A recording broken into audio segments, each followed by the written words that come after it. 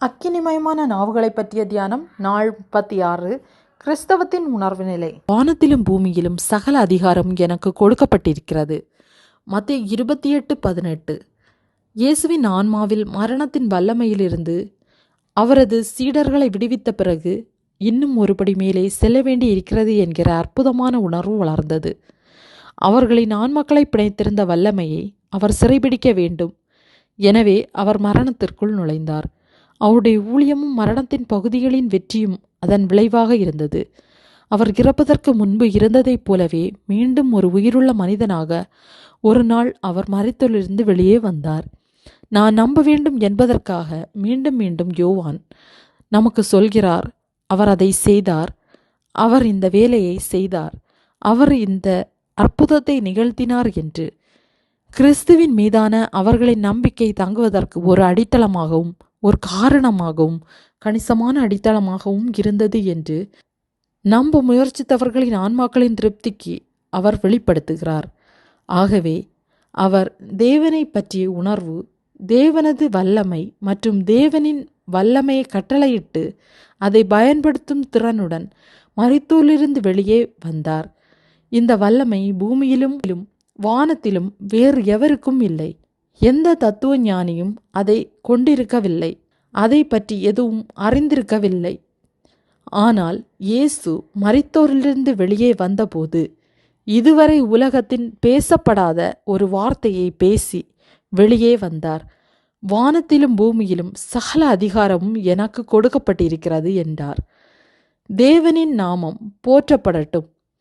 அதை அவர் நிரூபித்திருந்தார். விசுவாசம் உண்மையாக்கிவிட்டது. தரிசனம் இப்போது நனவாக மாறிற்று. மரணத்தின் பகுதிகளில் இயேசுவின் அனைத்து வெற்றிகளும் தேவனின் அதிசயத்தை அவரது ஆன்மாவில் உருவாக்கியது. வேறு எந்த ஜீவனுக்கும் அது இருந்ததில்லை. வேறு எந்த ஆத்துமாவும் அதன் சுடரை பெறவில்லை. வேறு எந்த இயற்கையும் அது எரிவதை உணரவில்லை. தேவனுக்கு ஸ்தோத்திரம். மேலும் அவர் தம்மை பின்பற்றியவர்களை அதில் தூக்கி செல்ல மிகவும் ஆர்வமாக இருந்தார். அவர்கள் மத்தியில் அவர் மீண்டும் தோன்றிய பிறகு அவர் செய்த முதல் காரியம் அவர்கள் மேல் ஊதினார். யோவான் 20:22 அதை நான் உங்களுக்கு தருகிறேன், அதை உங்கள் வாழ்க்கை சுவாசிக்கட்டும், பரிசுத்த ஆவியை பெற்றுக்கொள்ளுங்கள் என்று. நான் அதை உங்கள் இருதயங்களில் வைக்கிறேன், அதை உங்கள் ஆன்மாவில் எரிக்கிறேன், அதை உங்கள் இயல்பில் நிலைநிறுத்துகிறேன். மரணத்தின் மீதான அவரது வெற்றி அதிசயத்தை நிகழ்த்தியது. ஆனால் பிரியமானவர்களே, அது மாத்திரம் கிறிஸ்தவம் அல்ல.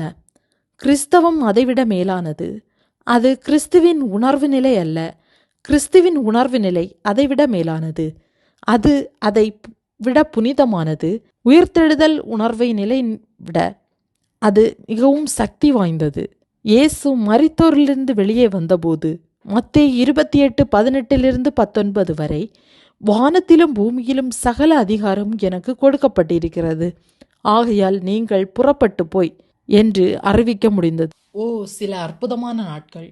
இயேசு சீடர்களை அழைத்து சென்ற 40 அற்புதமான நாட்களில் ஒரு புதிய பாடத்திட்டத்தின் மூலம் 3.5 ஆண்டுகளாக தனது சொந்த பள்ளியில் படித்தவர்கள் உயிர்த்தெழுந்த இயேசு கிறிஸ்துவிடம் முதுகலை படிப்பதற்காக அவர்கள் அனைவரும் கலிலேயா மலைக்கு சென்றனர்.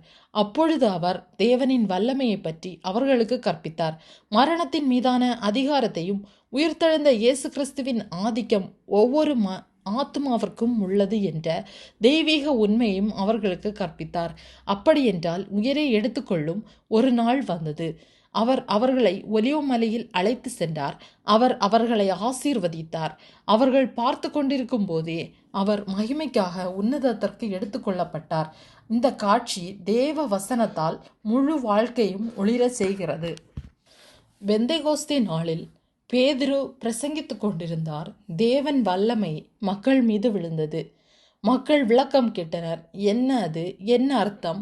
பேதுரு பதிலளித்தார். அப்போஸ்தலர் 2:16 இது யோவேல் தீர்க்கதரிசியால் சொல்லப்பட்டது என்று. பின்னர் அவர் தொடர்ந்து கிறிஸ்துவை பற்றி அவர்களுக்கு கற்பித்தார். அவர் சிலுவையில் அறையப்பட்டிருந்ததிலிருந்து அவருடைய உயிர்த்தெழுதல் மற்றும் அவரது பரமேறுதல் மூலம் தேவன் சிங்காசனத்திற்கு அவர்களை நடத்தி சென்றார். அவர் மக்களை தேவனின் சிங்காசனத்தில் அவர்களின் மனதை நிலைநிறுத்திய போது அவர்களுக்கு இறுதி விளக்கத்தை அளித்தார். இயேசு தேவன் சிங்காசனத்திற்கு வந்தபோது பிதாவாகிய தேவனுக்கும் இயேசு கிறிஸ்துவுக்கும் இடையே ஒரு போட்டி நடந்தது. மேலும் தேவன் பரிசுத்த ஆவியை அன்பாக இயேசுவிற்கு கொடுத்தார். வசனம் 2:33 நீங்கள் இப்பொழுது காண்கிறதும் கேட்கிறதுமாகிய இதை பொழிந்தருளினார். அன்பானவர்களே, பரிசுத்த ஆவியானவர் பிதாவாகிய தேவனின் இருதயங்களிலிருந்து பிறந்தார். தேவன் பிரதான ஆசாரியராகிய இயேசு கிறிஸ்துவின் ஆன்மா மூலம் உங்கள் இருதயங்களிலும் என்னுடைய இருதயத்திலும் ஊற்றப்பட்டார். உளையான சேற்றில் இருந்து நம் இதயங்களையும் வாழ்க்கையையும் உயர்த்தவும் நாம் எப்போதும் அங்கேயே வைத்திருக்கவுமே அதன் நோக்கம். எனவே உண்மையான கிறிஸ்தவர்கள் முழு பூமியிலும் உயர்ந்த ராஜாக்களாகவும் உயர்ந்த இளவரசர்களாகவும் இருக்க வேண்டும். தேவன் குமாரனைப் போல ராஜாவாகவும் இளவரசராகவும் அழகானவராகவும் பரிசுத்தராகவும் இயேசுவைப் போல பெரியவராகவும் இயேசுவின் வல்லமையுடன் அன்புடனும் இருக்க வேண்டும். தேவனுக்கே ஸ்தோத்திரம். ஆமீன்.